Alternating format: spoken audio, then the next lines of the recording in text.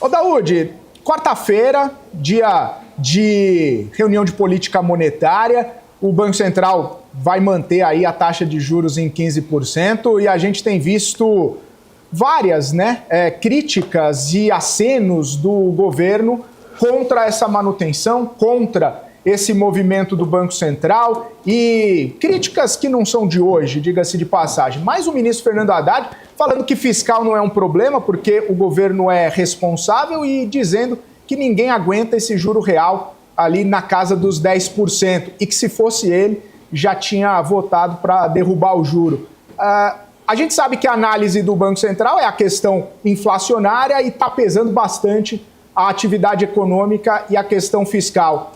Ô Daúde, como que você está esperando aí esses movimentos do Banco Central e, claro, os desdobramentos quando efetivamente vier a manutenção dos juros? O governo vai continuar reclamando daquele que foi, inclusive, número 2 da Fazenda, Gabriel Galípolo? Eu acho que vai, viu, Felipe?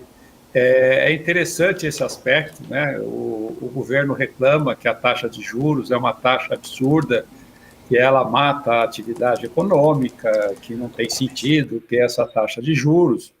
O Banco Central, ele está no papel dele, né? Você sabe que o Banco Central, ele tem lá indicadores, né, que é preparado, que foi apresentado ontem na reunião, que são os aspectos inflacionários, a demanda, o nível de emprego, mas tem um ponto, Felipe, que eu gostaria, porque esses dados eu acho que o mercado explora muito bem, mas tem um ponto que eu gostaria de explorar, né?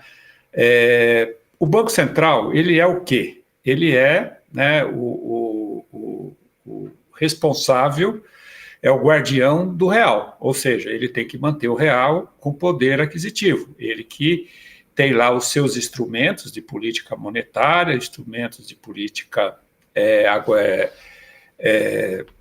cambial que ele utiliza para manter o real, né, num patamar que não tenha uma desvalorização e que não perca a capacidade de compra para a população.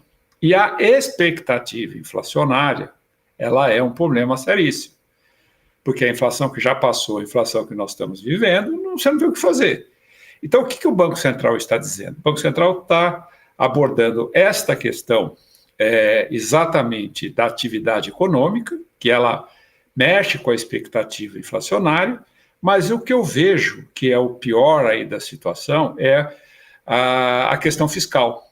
Por que a questão fiscal? Hoje, Felipe, se nós pegarmos de setembro do ano passado a setembro desse ano, o Estado como um todo, os municípios, os estados e a União, né, já pagaram de juros em torno de R$1 trilhão. R$1 trilhão. É muita grana de juros, né, para um país como o nosso, né, que aí, com uma dívida de quase 8 trilhões, você manter uma taxa de juros real a 10%, evidentemente que o mercado ele fala, bom, o governo não vai pagar essa conta, né, não vai pagar, enquanto não tiver um programa de redução de gastos. Aí a gente sabe que 2026 é um ano eleitoral, Congresso também tem lá a sua parte para aumentar despesas, mas ele não quer cortar também essas despesas, o governo idem, que está em campanha. Então, quando o mercado olha essa expectativa, ele fica assustado, né? Então, o dinheiro, neste momento, ele é uma commodity, ele tem um custo. O dinheiro tem um custo, é uma commodity. E quanto maior, né, for a demanda do seu grande tomador, que é o governo, evidentemente que a curva de juros lá na frente, ela está sinalizando já que não adianta você achar a inflação está sob controle, a demanda... não adianta, porque a curva de juros ela sobe com a expectativa de uma leniência do governo em questão fiscal. Então, é esse o ponto importante.